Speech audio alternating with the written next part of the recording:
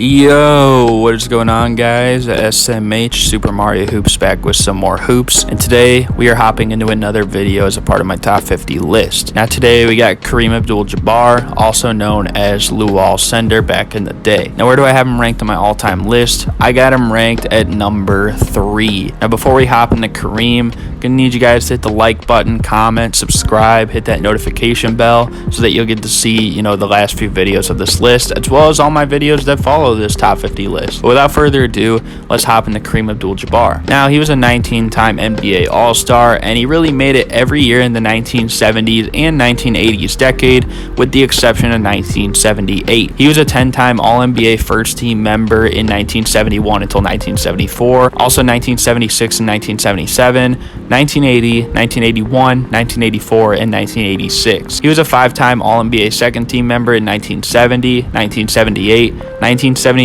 1983, and 1985. And he's a 6-time league MVP in 1971, 1972, 1974, 1976, 1977, and 1980. In terms of all defensive, he made it 11 times, 5 on the first team in 1974, 1975, and then 3 straight from 1979 to 1981. And he made all defensive second team in 1970, 1971, 1976 to 1978, and then also 1984. And with this, he's a 2-time scoring champion in 1971 and 1972, a rebounding champion in 1976, a 4-time blocks leader in 1975, 1976, 1979, and 1980, and a 6-time NBA champion in 1971, 1980, 1982, 1985, 1987, and 1988. With the first and fourth of those, he won Finals MVP. Now, he has MVP shares in 17 different years, 9 where he was a top 3 finisher, a 1-time runner-up in 1973 to Dave Cowens,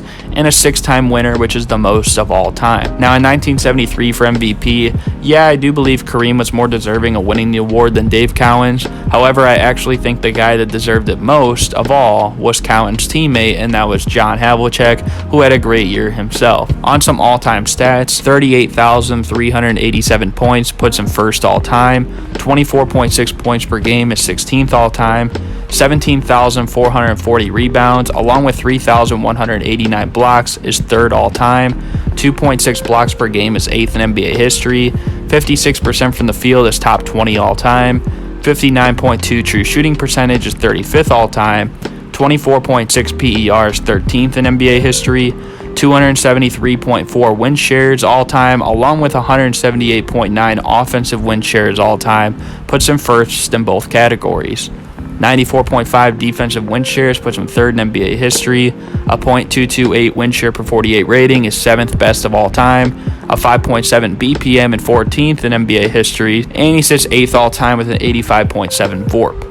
Now let's move on to Kareem in the playoffs. Now in his prime, Kareem in the playoffs was slightly better stat-wise, but as a whole for his career, he slightly dropped. However, he did average 20 points per game in 35 of 49 playoff series, 25 points per game in 24 series, 30 points per game in 11 series, and even had 2 where he was above 35 points per game. He had 10 rebounds per game in 20 of 49 series, and 15 rebounds per game in 13 series as well. When you look at his first playoff run, Kareem averaged about 35, 17, and 4 on 57% from the field and 61% true shooting, where in terms of that efficiency and scoring led the league in that playoff run. However, he didn't amount to much success, and as a result, the Bucks made a move, and that was adding the Big O, Oscar Robertson, to relieve some pressure off Kareem and provide the best playmaker in the league at that time. And on that season, they went 67-15 on the year, 10-2 in the playoffs. Kareem was the MVP, Oscar was a top 5 finisher.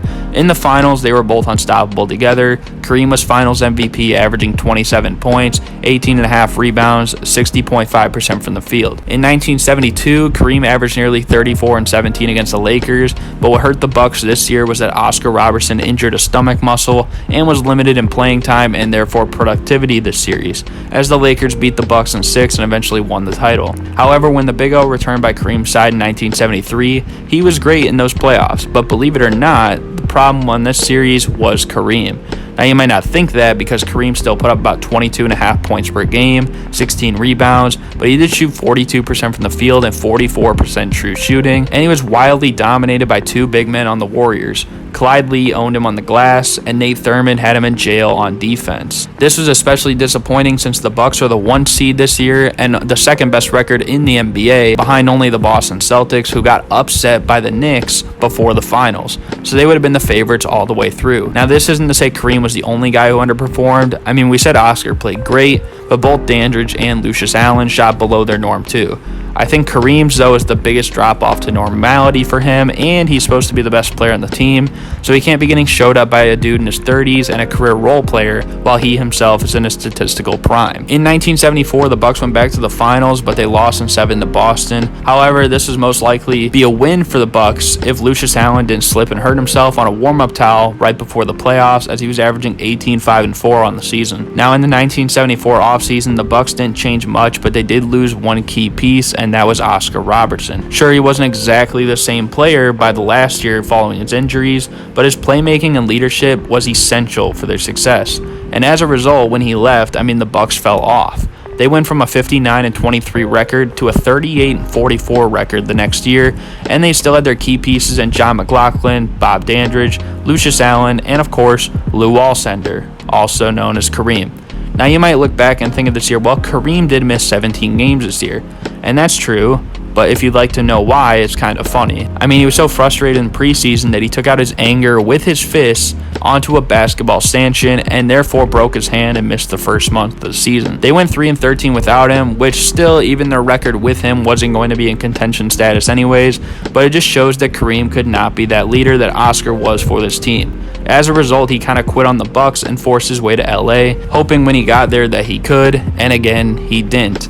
This year, he actually played all 82 games, and he had his old Milwaukee partner Lucius Allen with him by his side, along with other greats like Gail Goodrich and Cazzie Russell, and yet he still couldn't make the playoffs.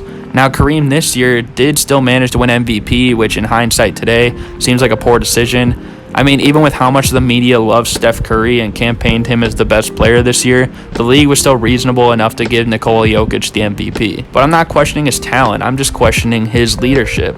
He had great players around him on that team, and their team really wasn't a liability on either end of the floor.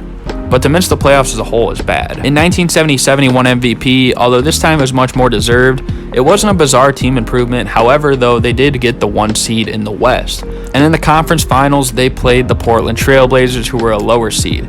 Now, stat-wise in this series, Kareem was great. However, so were people that were kind of unheard of up to this point, such as Earl Tatum and Don Ford. Lucius Allen was pretty good too, but my big problem in this series is that even though he was still pretty solid, how do you get swept by a worse record, especially when you had an early lead in most of the games and you had one going into most of the fourth quarters?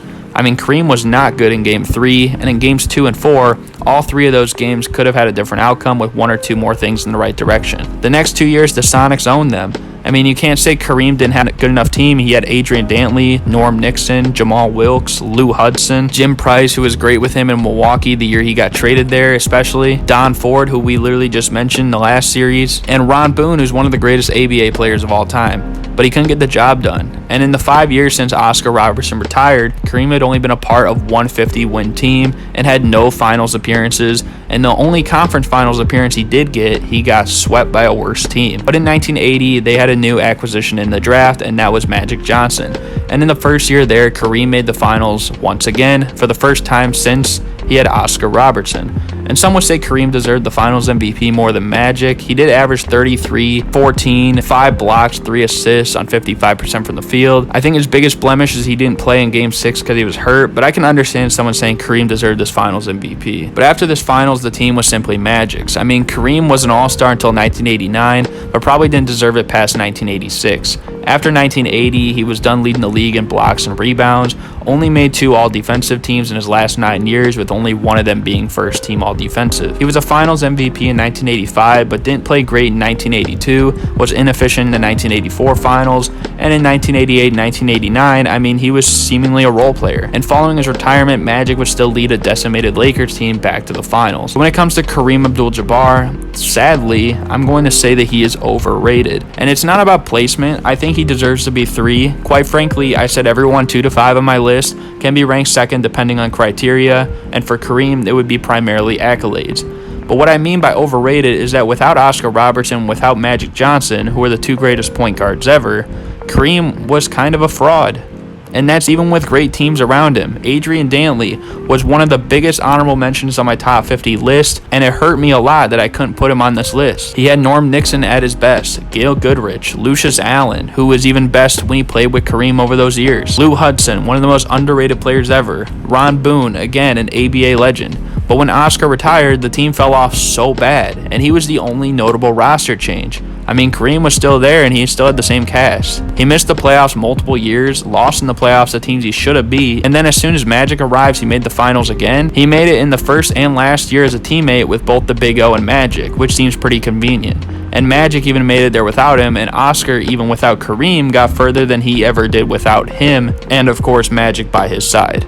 And that was while every time he lost in 6 or 7 games to maybe the 8+ Hall of Famer Celtics teams, which all just seems like such a big coincidence. Kareem is top 3 in my book, but it really shouldn't be a lock, because there's strength in numbers when you analyze the most of his success rooted from these 2 players. But I hope you guys enjoyed this video. If you did, be sure to like, comment, subscribe. Did I go too harsh on Kareem? You can let me know. Or maybe if I'm being just right, maybe he shouldn't be a lock for top 3 like some people have been making it out to be in recent years. But I hope you guys enjoyed. Thank you guys for watching, and I'm out. Peace.